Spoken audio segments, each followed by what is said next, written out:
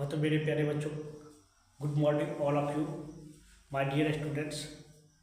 आज हम क्लास 10वीं के वर्णिका चैप्टर का पहला अध्याय मगमा शीर्षक लेकर आए हुए हैं, जो कि विश्वास बैच से है और विश्वास बैच को लेकर आए हैं, जो कि MS क्लासेस से लिए गए हैं। इस बैच के अंतर्गत बच्चों हम आप लोगों को मगमा शीर्षक के बारे में बताएंगे, जो कि बिल्कुल ही आसान भाषा में बताएंगे। वैसे आसान भाषा में बताएंगे जो एक बार पढ़ लेने के बाद किसी भी प्रकार के नहीं सब्जेक्टिव ऑब्जेक्टिव क्वेश्चन में कहीं भी दिक्कत ना होगा और कहानी समझने में भी। तो हम अपने आप में कोशिश किए हैं कि जितना आसान से आसान भाषाओं में आप लोगों के बीच उपलब्ध कराए, और आप लोगों से भी रिक्वेस्ट है कि इस वीडियो को बनाने में हमें बहुत ज़्यादा मेहनत करना पड़ रहे हैं। इसके बदले आप लोग हमें मोटिवेट करने के लिए लाइक और सब्सक्राइब जरूर कीजिएगा। तो चैप्टर को हम बच्चों स्टार्ट कर रहे हैं। दही वाले मगम्मा जो है शीर्षक, इसका लेखक श्रीनिवास जी है। यह कन्नड़ भाषा की कहानी है और श्रीनिवास जी का जन्म 6 जून 1891 ईस्वी में हुआ था। कहाँ हुआ था? श्रीनिवास जी का जन्म कर्नाटक के कोलार्क में हुआ था।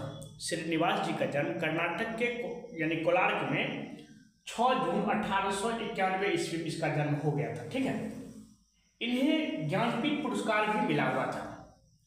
ठीक है, यह कहानी जो है नेशनल बुक ट्रस्ट इंडिया से लिया गया है, जो कि बहुत ही अच्छे प्रकाशन है। मगम्मा के घर जो है बेंगलोर से 3 मील की दूरी पर थे। मगम्मा वेंकटपुर यानी अवलूर के पास रहता था।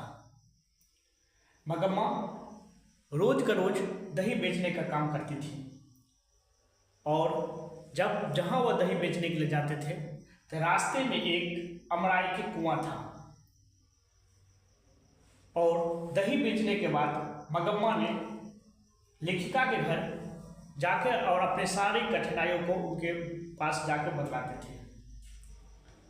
मगम्मा को पान और सुपारी खाने में बहुत ज़्यादा इंटरेस्ट रखती थी। यह भाषा तो कन्नड़ में थी, लेकिन B.R. नारायण जी ने इसे हिंदी में रूपांतरित करके और आप लोगों के बीच आज प्रस्तुत किए हैं, जो कि क्लास 10वीं के वर्णिका चैप्टर के पहला अध्याय में है। हाँ तो मेरे प्यारे बच्चों, अब मगम्मा चैप्टर के बारे में हम कहानी आप लोगों के बीच प्रस्तुत कर रहे हैं। मगम्मा एक बूढ़ी औरत थी। वह रोज दही बेचकर और अपने बच्चों को पालन पोषण करते थे। धीरे धीरे उसका बच्चा बड़ा हुआ, और बच्चा जब बड़ा हुआ तो वो अपने बच्चों को शादी करवा दिए। शादी हो जाने के बाद उनकी औरत जो थी, यानी उनकी बहू, मगम्मा की बहू, वो थोड़ा बदमाश किस्म की थी। रोज रोज मगम्मा जाती थी दही बेच कर, वहाँ से आती थी तो बच्चों के लिए, जब उसको पोता हो गए तो पोता के लिए रोज रोज मिठाई लाती थी।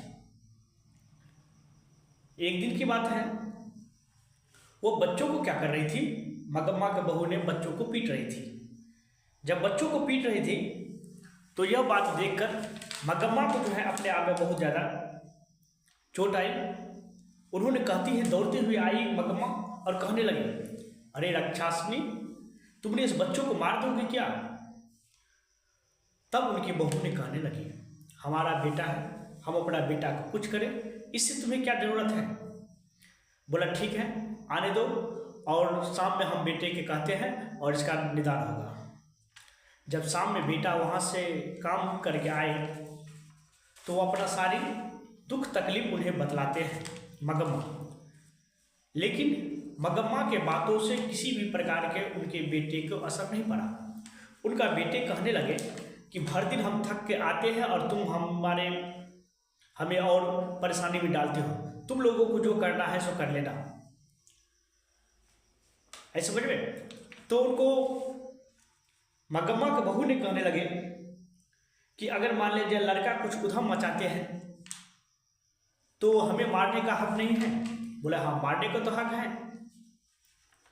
तो किसी तरह मगम्मा को बहुत ज़्यादा दिल में चोट आई और उन्होंने बोला कि ठीक है, आज से हम तुम्हारे साथ नहीं रहेंगे और आज दोपहर से ही हम तुमसे अलग हो जाएंगे। यह बात जब मगम्मा अलग हो गई तो जब वो बेचने के लिए जाते थे दही तो उनको मन नहीं लग रही थी। वो हर हमेशा सोचती थी कब हमारा पोता आए और हम अपना पोता को जो है दही दे, बच्चों को जो है मिठाई खिलाए। लेकिन वह औरत ऐसी थी कि बच्चों को वहाँ आने नहीं देते थे। बहुत ज़्यादा दिल में चोट हो रही होती थी। वो रोज़ रोज़ जाते थे और दही बेचकर जब श्रीनिवास जी के घर पर पहुँचती थी वो सारी दुख और तकलीफ उन्हें बताते थे कि देखिए हमारे बहू आज हमारे साथ ये घटना की, आज हमारे बहू ये किए। और श्रीनिवास जी भी अपना दुख तकलीफ उनको बताते थे, जो कि एक औरत की अपना पहचान होती है कि उनकी खुशियाँ तभी होती हैं जब वह औरत एक दूसरे के सामंजस्य में मनोवार्तालाप करते हैं। तो इसी तरह श्रीनिवास जी के यहाँ कहकर वह चले आती थी। एक दिन की बात है, रास्ते में वही अमराई के कुआं के पास रगप्पा नाम के एक जुआरी था, जिन्होंने एक पेड़ पर चढ़ गए थे और पेड़ पर से झट से नीचे उतरे और उनको कहने लगे कि मगम्मा, तू देखने में बहुत ही अच्छी लगती हो और पैसा तुम क्या करते हो, मिट्टी तो के अंदर गाड़ते हो क्या? अपने बेटे से भी लड़ाई हो गया है तो पैसा को क्या करती हो? तो ऐसा करो, तुम हमें पैसा उधार दे दो। लेकिन मगम्मा ने किसी तरह उनसे जान बचाकर वहां से चल दिया। दूसरा दिन जब मगम्मा दही बेचने के वहां श्रीनिवास जी के घर में पहुंचते हैं तो श्रीनिवास जी को देखते हैं एक मखमल के ब्लाउज पहने हुए। तो उन्होंने कहने लगे, माँ जी आपकी ब्लाउज बहुत ही अच्छी लगती है, कितने में लिए हो? तो श्रीनिवास जी बोलने लगे, यह ब्लाउज जो है हमने 7 से 8 रुपया में खरीदे हैं। बोला ठीक है, एक ब्लाउज हमारे लिए भी ले लीजिएगा। तो एक ब्लाउज जो है 7-8 रुपया उनको दिए और एक ब्लाउज मगम्मा को भी दे दिए। दूसरे दिन जब घर पर पहन के आए तो वह उनकी बहू जो थी वह कहने लगी कि जवानी में जब बुढ़िया को नया ब्लाउज नहीं नसीब हुआ तो बुढ़ापे में बुढ़िया हीरो बनती है और यह मखमल की ब्लाउज पहनती है। लेकिन किसी तरह वो सुनकर चली जाती थी। ऐसा ही हुआ।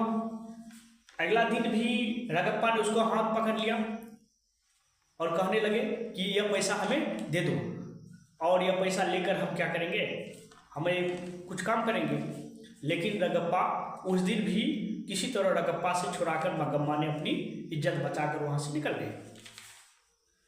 ये बात उनके बहू को सूचना मिली तो बहू को अपने आप में बहुत ही चोट पहुंच गई कि अगर मान ले जाए हमारा धन अगर निकल जाती है, पैसा अगर मान लीजिए हमारा सास अगर रखती है, ये हमारे लिए ही फायदेमंद है। तो उन्होंने एक तरकीब सोचे। वो अपने बेटे को क्या किए, बिल्कुल फुसलाकर लोभ देकर कहे कि तुम अपने दादी के पास चले जाओ, दादी तुम्हारे लिए मिठाई लाएगी, दादी तुम्हारे लिए खिलौना लाएगी। और वो दादी के पास भेज देते हैं और वो दादी भी कहने लगती है नहीं हमें बच्चा को नहीं रखेंगे, लेकिन वो दादी के पास चले जाते हैं। अगला दिन जो है वो इसी तरह बनाते बनाते दिन बीतते गए और लास्ट में उसका बेटा ने सोचे कि हम भी माँ को मना लेते हैं। तो माँ के पास जाकर और उससे क्षमा मांगे कि माँ क्या करोगे, दही जो बेचने के लिए जो है बहू को जाने दो और तुम जो है यहाँ रहकर और अपना काम काज देखो, तुम आप बूढ़े हो चुके हो। और यही हुआ। उनको एक दिन ले गए और दही की पूरा एरिया दिखा दिए, श्रीनिवास जी के घर पर भी ले गए, बोले यही हमारा बहू है।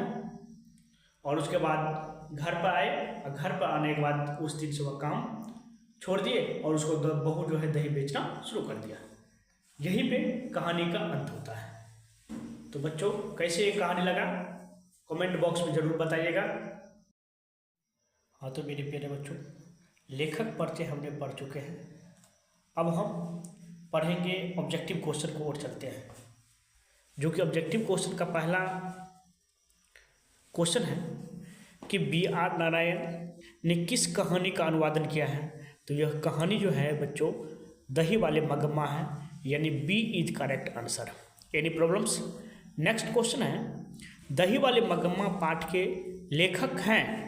तो दही वाले मगम्मा पाठ के लेखक बच्चों श्रीनिवास जी हैं, जो कि option A is right answer. तीसरा क्वेश्चन है रगप्पा था। तो रगप्पा बच्चों उस एरिया का जुआरी था, इसीलिए option number A is right answer. 4 number question है मगम्मा को किससे विवाद था। तो बच्चों मगम्मा का जो विवाद था वो उनके बहू से थे, इसीलिए option number B is right answer. Next question है क्वेश्चन नंबर 5 अमराई का कुआं है। तो अमराई के कुआं बच्चों जिस रास्ता हुए तो होते हुए मगम्मा जा रहे थे उस रास्ते में थे, इसीलिए option number C is right answer. 6 number question है क्यों रे राक्षसी इस छोटे बच्चों को क्यों पीट रहे हो, किसने कहा। तो यह बात मगम्मा ने कहे अपने बहू से, इसीलिए option number A is right answer. Question number 7 Najamma Magamma की कौन थी। तो नजम्मा जो है मगम्मा की बहू थी। मगम्मा कहाँ की रहने वाली थी। तो मगम्मा बच्चों अबलूर के पास एक गांव था, उसी गांव के रहने वाले थे, इसीलिए option number A is right answer. 9 number question Magamma किस भाषा की कहानी है। तो मगम्मा बच्चों यह कन्नड़ भाषा की कहानी है, ठीक है, जिसे बी आर नारायण जी ने हिंदी में अनुवादन किए हैं। मगम्मा मिठाई किसके लिए ले जा रही थी। तो मगम्मा वो अपने पोते के लिए मिठाई ले जा रहे थे, इसीलिए option number A is right answer. 11 number question दही वाले मगम्मा शीर्षक पाठ में बहू ने सास से समझौता क्यों कर ली। तो दही वाले मगम्मा शीर्षक में बच्चों सास से समझौता करने के पीछे एक ही कारण था, डर, क्योंकि उसे अपने आप में डर हो रहा था कहीं हमारे सास से धन छीन ना ले, इसीलिए option number A is right answer. 12 number question है दही वाले मगम्मा किस भाषा से अनुवादित कहानी है।